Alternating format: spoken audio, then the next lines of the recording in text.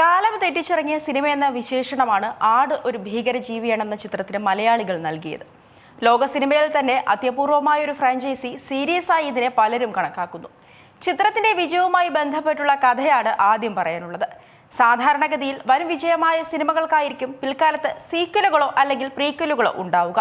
2015 release ചെയ്ത ആട് ഒരു ഭീകരജീവിയാണെന്ന ഒന്നാം ഭാഗത്തിന് തിയേറ്ററുകളിൽ നിന്ന് വേണ്ട വിജയം നേടാനായില്ല. ഏറെക്കുറെ ചിത്രം ഒരു പരാജയം എന്ന് തന്നെ പറയാവുന്ന രീതിയിലായിരുന്നു ബോക്സ് ഓഫീസിലെ പ്രകടനം.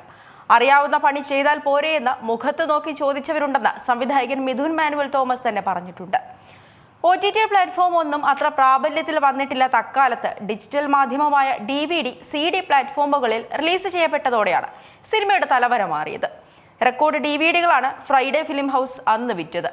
സിനിമയുടെ കഥയും കഥാപാത്രങ്ങളും ഡയലോഗുകളും സഹിതം മലയാളികൾ ഏറ്റെടുത്തു. മാർവലിലെയും DC-യിലെയും ഒക്കെ കോമിക് താരങ്ങളെ പോലെ ഷാജി പാപ്പനും സർബത്ത് ഷമീറും ഡ്യൂഡും അറക്കൽ അബുവും ഒക്കെ മോളിവുഡിന്റെ ബ്രാൻഡായി മാറുകയായിരുന്നു. ഷാജി പാപ്പനും പാപ്പന്റെ ഡ്രസ് കോഡും യൂത്തർമാർക്കിടയിലും ട്രെൻഡായിരുന്നു. ഷാജി പാപ്പൻ മാത്രമല്ല, എല്ലാ കഥാപാത്രങ്ങൾക്കും കട്ട ഫാൻ ഫോളോയിങ് ഉണ്ടാവുകയും ചുരുങ്ങിയ കാലം കൊണ്ട് അതിനൊരു കൾട്ട് സ്റ്റാറ്റസ് കൈവരുകയും ചെയ്തു.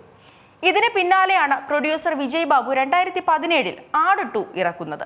പരാജയമായിരുന്ന ആദ്യ ഭാഗത്തിന് വിഭിന്നമായി വിജയിക്കുമെന്ന വിശ്വാസത്തിന്റെ പുറത്ത് റിലീസ് ചെയ്ത ചിത്രം കേരള ബോക്സ് ഓഫീസിൽ മിന്നും പ്രകടനമാണ് കാഴ്ചവെച്ചത്. ഈ വിജയമാണ് ആട് 3 എന്ന ബിഗ് ബഡ്ജറ്റ് ചിത്രം ഇറക്കുന്നതിന് പ്രചോദനമായത്. ഒരു ടൈം ട്രാവൽ ഫാന്റസി കോമഡി ജോണറിലിറങ്ങിയ ആട് 3 മുജ്ജന്മവും ഈ ജന്മവും വരുന്ന ജന്മവുമെല്ലാം പരസ്പരം ബന്ധപ്പെടുത്തി ഒരുക്കിയിരിക്കുന്ന ഹാസ്യ ചിത്രമാണ്. സമയം ഒരു നേർരേഖയല്ല, ഭൂതവും ഭാവിയും വർത്തമാനവും ഒരേ സമയം നിലനിൽക്കുന്നു, മനുഷ്യൻ എല്ലാ കാലത്തുമായി നിലനിൽക്കുന്നു എന്ന ഹെർമൻ ഹെസയുടെ വാക്കുകൾ എഴുതി കാണിച്ചുകൊണ്ടാണ് ആട് 3 ആരംഭിക്കുന്നത്. ഈ വാക്കുകളോട് 100% നീതി പുലർത്തിയ മട്ടിൽ തന്നെയാണ് സിനിമയുടെ പോക്കും.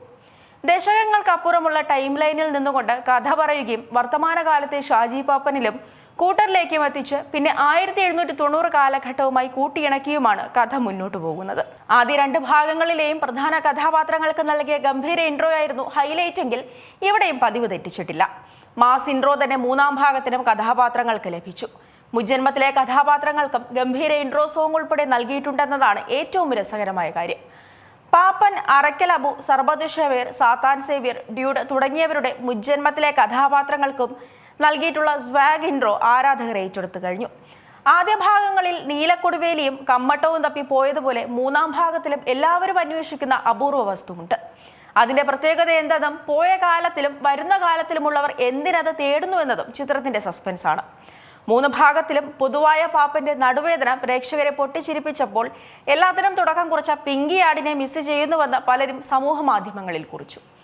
2015 വടംവലിയിൽ ഫസ്റ്റ് പ്രൈസായി വന്ന പിങ്കി ഒരു മ്യൂസിക് ബീറ്റിലൊഴികെ എവിടെയും ഇല്ലെങ്കിലും അത് തുടങ്ങിവെച്ച ബാറ്റിൽ തുടരുകയാണ്. പാപ്പന്റെ മുജ്ജന്മത്തിലെ കഥാപാത്രമായ നാട്ടുരാജാവ് പത്മനാഭനും ഡ്യൂഡിന്റെ അസം ഖാനും അബുവിന്റെ കോമൻ കുറുപ്പുമെല്ലാം പ്രേക്ഷകർ ഇരുകൈകളും നീട്ടി സ്വീകരിച്ചു കഴിഞ്ഞു. ആദ്യ ഭാഗം ഇറങ്ങി 10 വർഷങ്ങൾ കഴിഞ്ഞിട്ടും കഥാപാത്രങ്ങളെ അതേ വേവ് ലെങ്ത്തിൽ അവതരിപ്പിക്കാൻ സാധിച്ചത് കയ്യടി അർഹിക്കുന്നുണ്ട്. ലുക്കും സ്വഭാവവും പെർഫോമൻസ് ലെവലും ഒന്നും മാറാതെ വർഷങ്ങൾക്കിപ്പുറവും എല്ലാതരം പ്രേക്ഷകരെയും പിടിച്ചിരുത്താൻ ചിത്രത്തിനായി. ഷാജി പാപ്പൻ എന്ന നായക കഥാപാത്രം ലോക സിനിമയിൽ തന്നെ അപൂർവമാണ്. എല്ലായിടത്തും പരാജയപ്പെടുന്ന നടുവെട്ടിക്കിടപ്പായപ്പോൾ ഭാര്യ ഉപേക്ഷിച്ചു പോയൊരു കഥാപാത്രം. ഇങ്ങനെ ഒരു കഥ രസകരമായി കൈകാര്യം ചെയ്തതിൽ ജയസൂര്യ വിജയിച്ചു എന്നതിന് തെളിവാണ് പ്രേക്ഷകർക്കിടയിലെ സ്വീകാര്യത. ജയസൂര്യയെ സംബന്ധിച്ച് എത്ര വർഷം കരിയർ ബ്രേക്ക് വന്നാലും ഫിക്സഡ് ഡെപ്പോസിറ്റായി കിടക്കുന്ന ഒന്നാണ് ഷാജി പാപ്പൻ. 1-ാം ഭാഗത്തിലേതുപോലെ ആട് 3-ലെ പാപ്പന്റെ വസ്ത്രങ്ങളും ട്രെൻഡാകുമെന്ന് ഉറപ്പാണ്. പാപ്പനായി എത്തുന്ന ജയസൂര്യയുടെ ഭാര്യയും ഡിസൈനറുമായ സരിത ജയസൂര്യയാണ് ഈ സ്റ്റൈലിന് പിന്നിൽ പ്രവർത്തിച്ചിട്ടുള്ളത്. ഡ്യൂഡിന്റെയും സാത്താൻ സേവ്യറിന്റെയും ഇൻട്രോ സീനുകൾക്ക് ലഭിച്ച കയ്യടിയും ആരവവും വിനായകന്റെയും സണ്ണി വെയിനിന്റെയും കരിയർ ബെസ്റ്റ് പെർഫോമൻസിലുള്ള അംഗീകാരമാണ്. വിജയ് ബാബു, ഇന്ദ്രൻസ്, സൈജു, ധർമ്മജൻ, സുധീ കോപ്പ, രഞ്ജി പണിക്കർ തുടങ്ങിയവരും പ്രേക്ഷകർ ഇരുകൈകളും നീട്ടി സ്വീകരിച്ചിട്ടുണ്ട്. ആണുങ്ങൾ നിറഞ്ഞു നിൽക്കുന്ന സ്ക്രീനിലേക്ക് എത്തുന്ന അലി അബുർണ എന്ന കനേഡിയൻ ലേഡി നടത്തുന്ന മാസ്മരിക പ്രകടനം കണ്ണഞ്ചിപ്പിക്കുന്നതാണ്. സ്ക്രീൻ പ്രസൻസിലും ആക്ഷൻ സീനുകളിലും അവർ തകർത്തുവെന്ന് ആരാധകരൊന്നടങ്കം പറയുന്നു. അതുപോലെ വിദേശികളായ താരങ്ങളും ചിത്രത്തിന്റെ ഭാഗമാവുന്നുണ്ട്. ഇനി സിനിമയുടെ കഥയിലേക്ക് കടക്കുമ്പോൾ നീലക്കൊടുവേലിയും കമ്മട്ടവും ഒക്കെയായി ഒരുപാട് നാൾ വട്ടം കറങ്ങിയ പാപ്പനും കൂട്ടരും ഇത്തവണ സാത്താൻ സേവ്യറിൽ നിന്നും കട്ടുകെട്ടിയ ഡോളറും കൊണ്ട് എങ്ങനെയെങ്കിലും രക്ഷപ്പെടാനുള്ള ശ്രമത്തിലാണ്. എന്നാൽ കൂടെയുള്ള കൂട്ടുകെട്ട് കാരണം ഈ ജന്മത്തിൽ രക്ഷപ്പെടാമെന്ന് പാപ്പനും വലിയ വിശ്വാസമില്ല. കമ്മട്ടം കയ്യിൽ നിന്ന് പോയതോടെ വിഷമത്തിൽ ജീവിതം തള്ളി നീക്കുന്ന സാത്താൻ സേവ്യറിന് മുന്നിലേക്ക് മറ്റൊരു ലോട്ടറി എത്തുന്നതോടെയാണ് കഥയുടെ ഗിയർ മാറുന്നത്. പതിവ് പോലെ ചിരി പടർത്തുന്ന മണ്ടൻ സന്ദർഭങ്ങളാണെങ്കിലും അതിനു മുകളിൽ നിൽക്കുന്ന കോൺസെപ്റ്റ് മിഥുൻ മാനുവലും കൂട്ടരും ഈ ചിത്രത്തിൽ ഒരുക്കിയിട്ടുണ്ട്. ഹ്യൂമർ ഫാന്റസി ഫൺ റൈഡായി ഒരുക്കിയിരിക്കുന്ന സിനിമ പ്രതീക്ഷകൾ നിലനിർത്തുന്നുവെന്ന് മാത്രമല്ല, അതിന്റെ മേക്കിങ്ങിലെ മികവ് കൊണ്ടും തിരക്കഥയിലെ കൈയടക്കം കൊണ്ടും മികച്ചു നിൽക്കുന്നുണ്ട്. സൂക്ഷിച്ച് കൈകാര്യം ചെയ്തില്ലെങ്കിൽ പാളിപ്പോവാൻ എല്ലാവിധ സാധ്യതയുമുള്ള ഒന്നാണ് ടൈം ട്രാവൽ, പ്രത്യേകിച്ച് ആട് പോലൊരു സിനിമയിൽ. പക്ഷേ ഇവിടെ തിയേറ്ററിൽ നിന്നിറങ്ങുമ്പോൾ ആവേശവും അടുത്ത പാർട്ടിലേക്കുള്ള ആകാംക്ഷയുമാണ് പ്രേക്ഷകനിൽ ബാക്കിയാവുന്നത്. മലയാളിയുടെ മനസ്സിൽ നിറഞ്ഞു നിൽക്കുന്ന 15ഓളം കഥാപാത്രങ്ങളും അവർക്ക് സമാനമായ വ്യക്തിത്വമുള്ള പീരിയോഡിക് ക്യാരക്ടേഴ്സിനെ സൃഷ്ടിച്ച് അവയെ എസ്റ്റാബ്ലിഷ് ചെയ്യുന്നതാണ് ആദ്യ 1.5 മണിക്കൂർ. ഒട്ടും ധൃതി പിടിക്കാതെയും പ്രേക്ഷകർക്ക് മടുപ്പ് വരാത്തതുമായ രീതിയിൽ ഇത് കൈകാര്യം ചെയ്തിട്ടുണ്ട്. എന്നാൽ സെക്കൻഡ് ഹാഫിലേക്ക് എത്തുമ്പോൾ കാര്യങ്ങൾ കുറെ കൂടി ചടുലമാണ്. 2 കാലഘട്ടങ്ങൾ ഒരേ സമയം കൂട്ടിയിണക്കുമ്പോൾ ഉണ്ടാകാവുന്ന സ്വാഭാവികമായ ലെങ്ത് അവിടെയുമുണ്ട്. അവസാനമെത്തുമ്പോൾ പടം ഒട്ടും പ്രതീക്ഷിക്കാത്ത രീതിയിലേക്ക് മാറുന്നു. അവിടെയാണ് ആവേശം അലതല്ലി എത്തുന്നത്. ഡയറക്ടർ എന്ന രീതിയിൽ മിഥുൻ മാനുവൽ തോമസ് തന്നാൽ കഴിയും വിധം ഇവിടെ പ്രവർത്തിച്ചിട്ടുണ്ടെന്ന് ഇതിൽ നിന്ന് വ്യക്തമാണ്. ചിരിക്ക് പുറമെ ആക്ഷനും പ്രാധാന്യം നൽകുന്ന 3-ാം ഭാഗത്തിൽ നാടൻ തല്ലിന് പുറമെ യുദ്ധവും പ്രേക്ഷകന് കാണാം. വലിയ സങ്കീർണതകളുള്ള ഇത്തരം വിഷയങ്ങളെ അതിലളിതമായി ഹ്യൂമർ ചേർത്ത് അവതരിപ്പിക്കാൻ സംവിധായകന് കഴിഞ്ഞു എന്നതാണ് സിനിമയുടെ വിജയം. അതുപോലെ തന്നെ മേക്കിങ്ങിലും ഒരു വിട്ടുവീഴ്ചയും ടീം നടത്തിയിട്ടില്ല. പഴയ കാലഘട്ടം കാണിക്കുമ്പോഴുള്ള രംഗങ്ങളിലെ പ്രോപ്പർട്ടീസും വസ്ത്രാലങ്കാരവും സെറ്റുമൊക്കെ മികവോടെ തന്നെ ചെയ്തെടുക്കാൻ സാധിച്ചിട്ടുണ്ട്. VFX രംഗങ്ങളും ഗംഭീരമെന്ന് എടുത്തു പറയേണ്ടതാണ്.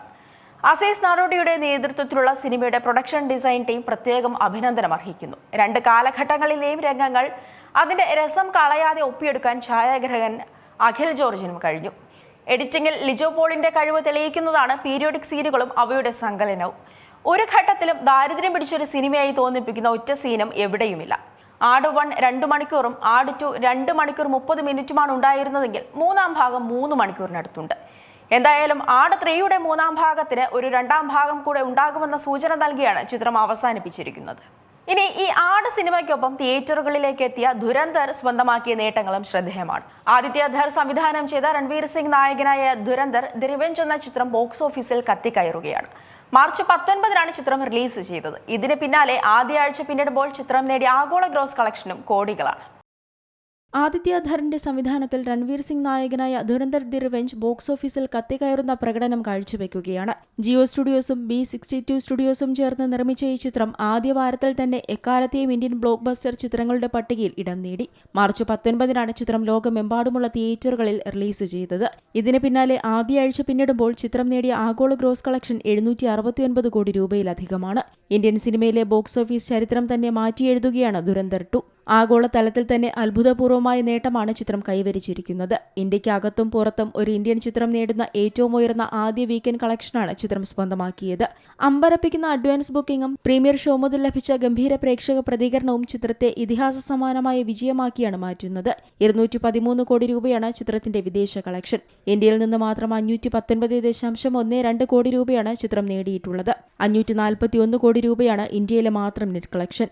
ഏറ്റവും കൂടുതൽ പ്രീമിയർ കളക്ഷൻ ലഭിച്ച ഇന്ത്യൻ ചിത്രമായി മാറിയ ധുരന്ധർ 2 ഏറ്റവും വലിയ ഓപ്പണിംഗ് ഡേ, ആദ്യ ശനിയാഴ്ച ഏറ്റവും കൂടുതൽ കളക്ഷൻ നേടിയ ഇന്ത്യൻ ചിത്രം, ആദ്യ ഞായറാഴ്ച ഏറ്റവും കൂടുതൽ കളക്ഷൻ നേടിയ ഇന്ത്യൻ ചിത്രം എന്നീ റെക്കോർഡുകളും സ്ഥാപിച്ചു.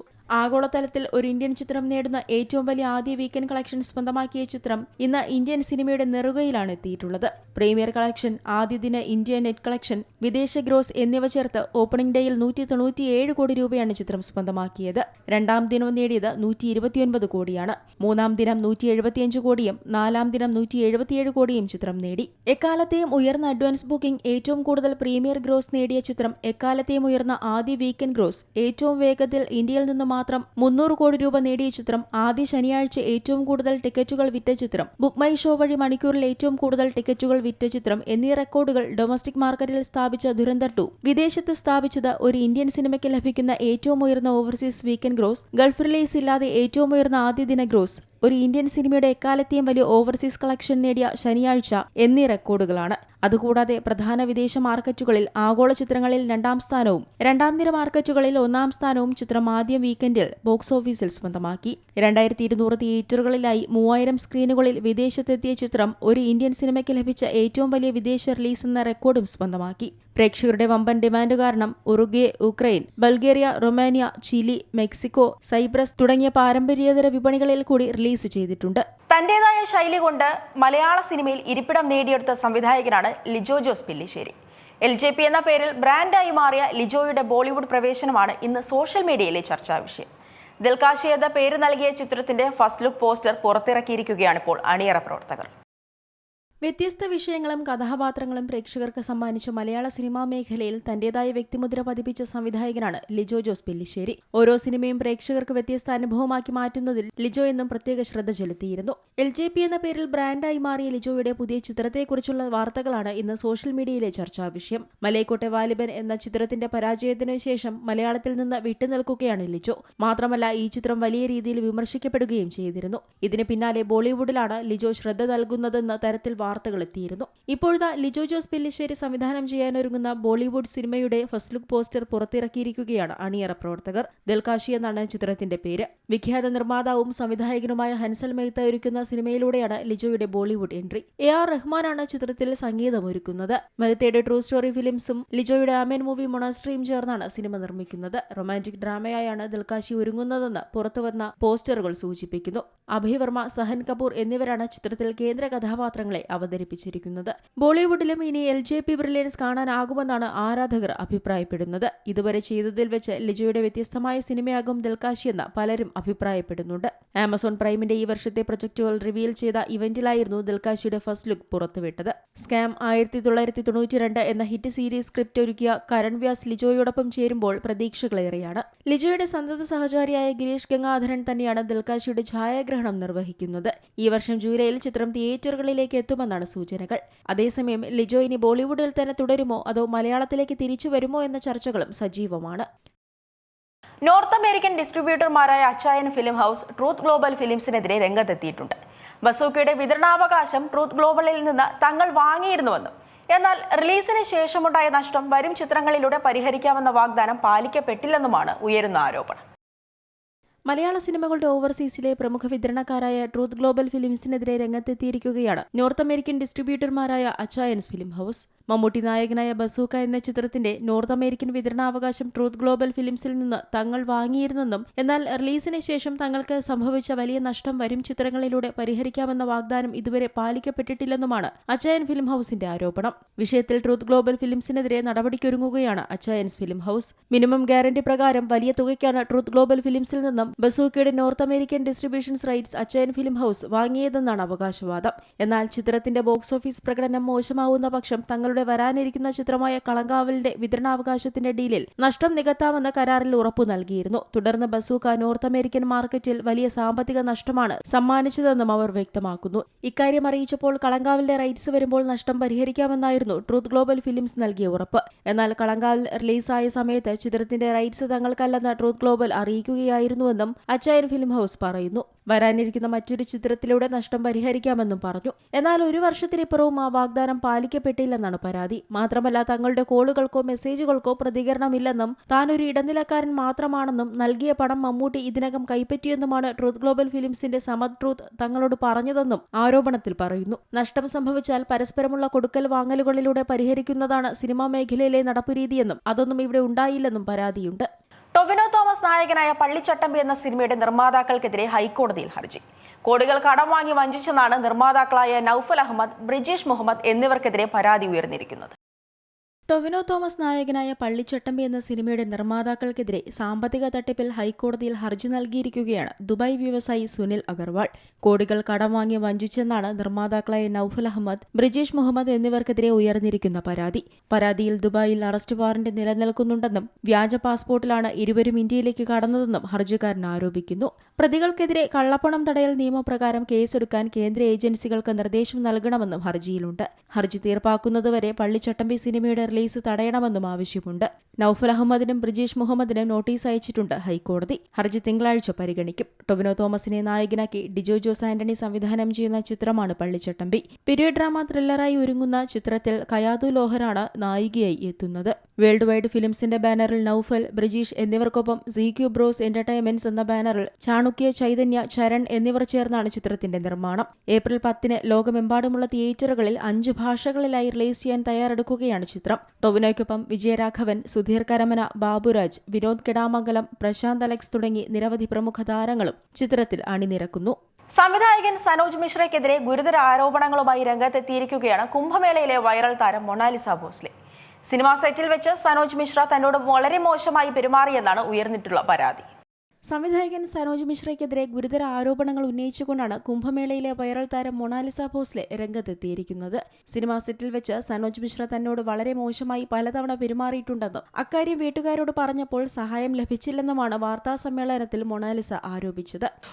സനോജ് മിശ്ര बोल रहे हैं ना कि मोनालिसा का नाम लेते हुए मुझे शर्मा रही, मेरी फिल्म का हिस्सा नहीं बनेगी मोनालिसा, मुझे खुद ही नहीं बनना है क्योंकि वो इतना गंदा घटिया इंसान है ना, उनका नाम लेते हुए भी मुझे शर्म आ रही है. गंदा महसूस हो रहा है कि सनोज मिश्रा कितना गंदा घटिया इंसान है.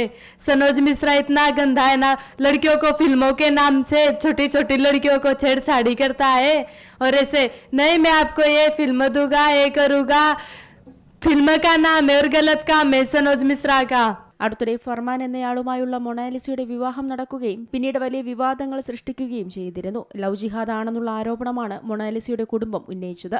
മാത്രമല്ല, പ്രായപൂർത്തിയാകാതെയാണ് വിവാഹം നടന്നതെന്നും ആരോപണമുണ്ട്.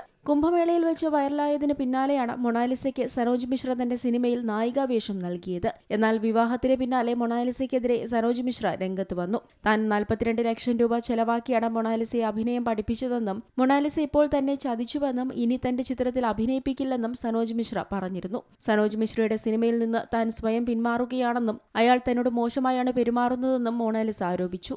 സിനിമയുടെ പേരിൽ ചെറിയ പെൺകുട്ടികളോട് വരെ ഇയാൾ മോശമായി പെരുമാറുകയാണെന്നും മൊണാലിസ പറഞ്ഞു. സനോജ് മിശ്ര തന്റെ ശരീരത്തിൽ പലതവണ കയറി പിടിച്ചിട്ടുണ്ടെന്നും ഇക്കാര്യം വീട്ടുകാരോട് പറഞ്ഞപ്പോൾ ആദ്യ സിനിമയല്ലേ എന്നാണ് പറഞ്ഞതെന്നും അവർ പറയുന്നു. വീട്ടുകാർക്ക് പണം മാത്രമാണ് ആവശ്യമെങ്കിൽ തനിക്ക് നീതിയാണ് ആവശ്യമെന്നും മൊണാലിസ പറഞ്ഞു. ഡയറി ഓഫ് മണിപ്പൂർ എന്ന ചിത്രത്തിൽ അഭിനയിക്കുമ്പോൾ ഡെറാഡൂണിൽ വെച്ചും നേപ്പാളിൽ വെച്ചുമാണ് സനോജ് മിശ്ര തന്നോട് മോശമായി പെരുമാറിയതെന്ന് മൊണാലിസ ആരോപിച്ചു. കൊച്ചിയിൽ നടത്തിയ വാർത്താ സമ്മേളനത്തിൽ പൊട്ടിക്കരഞ്ഞുകൊണ്ടാണ് തനിക്ക് നേരിട്ട ദുരനുഭവം മൊണാലിസ തുറന്നു പറഞ്ഞത്. തനിക്കും ഭർത്താവിനും വധഭീഷണിയുണ്ടെന്നും സഹായം വേണമെന്നും ആവശ്യപ്പെട്ട് നേരത്തെ മൊണാലിസ രംഗത്ത് വന്നിരുന്നു. കേരള സർക്കാരും ഡൽഹി സർക്കാരും മധ്യപ്രദേശ് സർക്കാരും ഒന്നും സഹായിച്ചില്ലെങ്കിൽ തങ്ങൾക്ക് മുന്നിൽ ജീവനൊടുക്കുകയല്ലാതെ മറ്റു വഴിയൊന്നുമില്ലെന്നാണ് മൊണാലിസ പറഞ്ഞത്. മലയാള സിനിമാ പ്രേമികൾ ഏറെ ആകാംക്ഷയോടെ കാത്തിരുന്ന മോഹൻലാൽ ചിത്രമായ ദൃശ്യം 3യുടെ റിലീസ് നീട്ടിയെന്ന റിപ്പോർട്ടുകളാണ് ഇപ്പോൾ പുറത്തുവരുന്നത്. ഏപ്രിൽ 2-നാണ് നേരത്തെ ചിത്രത്തിന്റെ റിലീസ് പ്രഖ്യാപിച്ചിരുന്നത്. നിർമ്മാതാക്കളായ ആശീർവാദ് സിനിമാസ് തന്നെയാണ് ഇപ്പോൾ നിലവിൽ ഇക്കാര്യം ഔദ്യോഗികമായി അറിയിച്ചിട്ടുള്ളത്. സിനിമാ പ്രേമികൾ ഏറെ ആകാംക്ഷയോടെ കാത്തിരിക്കുന്ന മോഹൻലാൽ ചിത്രമായ ദൃശ്യം 3യുടെ റിലീസ് നീട്ടിയെന്ന റിപ്പോർട്ടുകളാണ് ഇപ്പോൾ പുറത്തുവരുന്നത്. ഏപ്രിൽ 2-ന് എത്തുമെന്നാണ് നേരത്തെ പ്രഖ്യാപിക്കപ്പെട്ടിരുന്നത്. എന്നാൽ ഈ തീയതിയിൽ ചിത്രം എത്തില്ല. നിർമ്മാതാക്കളായ ആശീർവാദ് സിനിമാസ് തന്നെയാണ് ഔദ്യോഗികമായി ഇക്കാര്യം അറിയിച്ചിരിക്കുന്നത്. പശ്ചിമേഷ്യൻ സംഘർഷത്തിന്റെ പശ്ചാത്തലത്തിൽ മലയാളത്തിലെ പ്രധാന സിനിമകളുടെ റിലീസുകൾ നീട്ടിയേക്കാമെന്ന നേരത്തെ റിപ്പോർട്ടുകൾ ഉണ്ടായിരുന്നു. സംഘർഷം മലയാള ചിത്രങ്ങളുടെ ഗൾഫ് റിലീസിനെ ബാധിക്കുമെന്ന നിഗമനമായിരുന്നു അത്തരം റിപ്പോർട്ടുകൾക്ക് കാരണമായി പറഞ്ഞിരുന്നത്. ഇതിനു പിന്നാലെ ആശീർവാദിന്റെ പ്രഖ്യാപനം ഇപ്പോൾ എത്തിയിട്ടുള്ളത്. പുതിയ പ്രഖ്യാപനം അനുസരിച്ച് ചിത്രം മെയ് 21-നാണ് തിയേറ്ററുകളിലേക്ക് എത്തുക. ഈ തീയതിക്ക് മറ്റൊരു പ്രത്യേകത കൂടെയുണ്ട്. മോഹൻലാലിന്റെ പിറന്നാൾ ദിനം കൂടെയാണിത്. ഭൂതകാലം ഒരിക്കലും നിശബ്ദമാവുന്നില്ല, അത് കാത്തിരിക്കുക മാത്രം ചെയ്യുന്നു എന്നാണ് പോസ്റ്ററിനൊപ്പം ആശീർവാദ് സിനിമാസ് പങ്കുവച്ചിട്ടുള്ളത്. ഇതിലെ ആദ്യ വാചകം ദൃശ്യം 3യുടെ പരസ്യവാചകമാണ്. റിലീസ് മാറ്റാനുള്ള കാരണം എന്താണെന്ന് നിർമ്മാതാക്കൾ വ്യക്തമാക്കിയിട്ടില്ല. അതേസമയം ചിത്രത്തിനായുള്ള കാത്തിരിപ്പ് നീളുന്നുവെന്നത് ആരാധകരെ നിരാശപ്പെടുത്തുന്നതാണ്. ഈ വർഷം മലയാളികൾ കാത്തിരിക്കുന്ന ഏറ്റവും പ്രധാനപ്പെട്ട റിലീസാണ് ദൃശ്യം 3. ജിത്തു ജോസഫ് സംവിധാനം ചെയ്ത ആദ്യ 2 ഭാഗങ്ങളും സമ്മാനിച്ച വൻ വിജയവും ദൃശ്യമികവും തന്നെയാണ് അതിന് കാരണം. 2025 സെപ്റ്റംബർ 22-നായിരുന്നു ദൃശ്യം 3യുടെ ചിത്രീകരണം ആരംഭിച്ചത്. ദൃശ്യം 1ഉം 2ഉം മനസ്സിലേറ്റ് പ്രേക്ഷകർ 3ഉം മനസ്സിലേറ്റ് നടക്കട്ടെ എന്നാണ് പ്രാർത്ഥനയെന്ന് മോഹൻലാൽ നിറമനസ്സുകളോടെ പറഞ്ഞിരുന്നു. മോഹൻലാലിന് പുറമെ മീന, അൻസിബ ഹസൻ, എസ്തർ അനിൽ, ആശാ ശരത്, സിദ്ദിഖ്, കലാഭവൻ ഷാജോൺ, ഇർഷാദ്, ഗണേഷ് കുമാർ തുടങ്ങിയവരാണ് ചിത്രത്തിൽ മറ്റു കേന്ദ്ര കഥാപാത്രങ്ങളെ അവതരിപ്പിച്ചിരിക്കുന്നത്. ആശീർവാദ് സിനിമാസിന്റെ ബാനറിൽ ആന്റണി പെരുമ്പാവൂരാണ് സിനിമ നിർമ്മിച്ചിട്ടുള്ളത്. അതേസമയം ചിത്രത്തിന്റെ ഹിന്ദി പതിപ്പ് 2026 ഒക്ടോബർ 2-ന് റിലീസ് ചെയ്യുമെന്നും റിപ്പോർട്ടുകളുണ്ട്. അങ്ങനെ ആട് 3, ദുരന്തർ 2 എന്നീ ചിത്രങ്ങൾ തിയേറ്ററുകളിൽ ഗംഭീര വിജയം നേടി മുന്നേറുമ്പോൾ ദൃശ്യം 3യുടെ വരവിനായാണ് ആരാധകർ കാത്തിരിക്കുന്നത്. ഇതിനൊപ്പം ആകാംക്ഷ നിറയ്ക്കുന്നതാണ് പ്രേക്ഷകർ കാത്തിരിക്കുന്ന താരരാജാക്കന്മാരുടെ ഒരുമിച്ചുള്ള വരവ്. വർഷങ്ങൾക്ക് ശേഷമാണ് മോഹൻലാലും മമ്മൂട്ടിയും ഒരുമിച്ച് വീണ്ടും ബിഗ് സ്ക്രീനിലേക്ക് എത്തുന്നത്. അതിനാൽ തന്നെ പാട്രിയറ്റ് എന്ന സിനിമ ആരാധകർക്കിടയിൽ ആഘോഷിക്കപ്പെടുകയാണ്. ഏപ്രിൽ 23-ന് ചിത്രം തിയേറ്ററുകളിലേക്ക് എത്തുമെന്നാണ് റിപ്പോർട്ടുകൾ സൂചിപ്പിക്കുന്നത്. കൂടുതൽ സിനിമാ വിശേഷങ്ങളുമായി അടുത്തയാഴ്ച വീണ്ടും കാണാം. നമസ്കാരം.